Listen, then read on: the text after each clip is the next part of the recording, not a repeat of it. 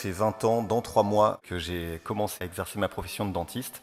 Et en 2015, j'ai créé une association qui s'appelle Solidan. Moi, ce qui me parle le plus, c'est les besoins du patient. Solidan, pour être très égocentré, entre guillemets, c'est parti de mon besoin à moi de faire quelque chose de différent dans ma pratique. Au fait, j'ai voulu faire des soins bénévolement et à Grenoble, il n'y avait absolument rien. De fil en aiguille, j'ai rencontré un paquet de gens et puis on a décidé de créer cette association parce que ça ne pouvait pas s'intégrer à Médecins du Monde, ça ne pouvait pas s'intégrer à l'hôpital. À Solidan, en quelques mots, on a commencé à soigner avec des dentistes bénévoles des personnes qui n'avaient pas de couverture maladie. Donc en fait, il fallait répondre à un besoin.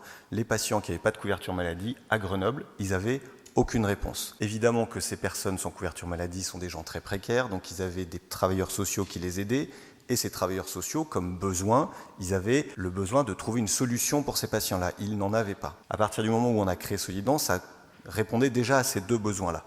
Et ça répondait à mon besoin primaire de faire des soins bénévolement. Puis de fil en aiguille, au fait, ça s'est transformé en offre de santé publique. Parce qu'on s'est mis à faire, on s'est rendu compte, et tous les partenaires qui étaient autour disaient « Mais pourquoi il n'y a pas ça à l'hôpital ? Pourquoi il n'y a pas de soins dentaires à l'hôpital ?»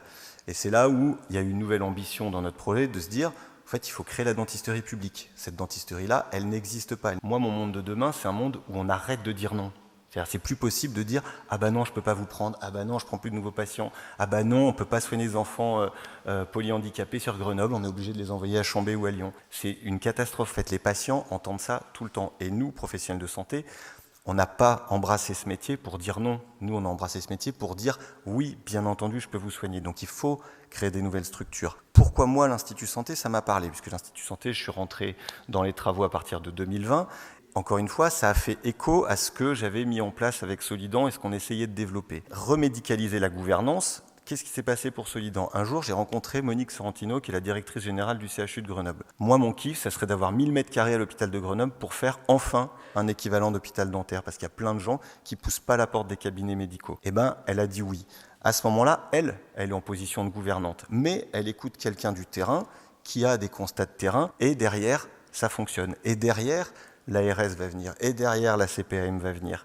Mais aujourd'hui, les soignants, et j'en fais partie, encore une fois, c'est pas pour être égocentré, mais les soignants, ils sont fatigués. On a encore envie de soigner du monde, mais on est un petit peu usé. Donc il faut à tout prix changer le système pour que cette nouvelle gouvernance fasse que le système reprenne la main sur tout ça, et que ce ne soit plus les professionnels de santé qui portent des choses qui doivent être portées par l'État. C'est l'État, en tout cas, ou ce nouveau territoire de santé publique qui doit porter des innovations. Ma santé de demain, c'est encore une fois d'arrêter de dire non et surtout pas d'argent. C'est-à-dire qu'il faut pas, la santé ne peut pas être sujette à une économie de marché classique. On ne peut pas tout le temps nous dire ça va coûter trop cher. Quand je vois que je me bats depuis des mois pour obtenir 20 000 € par-ci, 50 000 € par-là pour équiper ces fameux 500 m² à l'hôpital de Grenoble, alors qu'il y a des centaines de millions d'euros qui circulent à droite à gauche, il faut arrêter de se dire que ça va coûter cher, il faut juste se dire de quoi on a besoin, et bien faisons-le.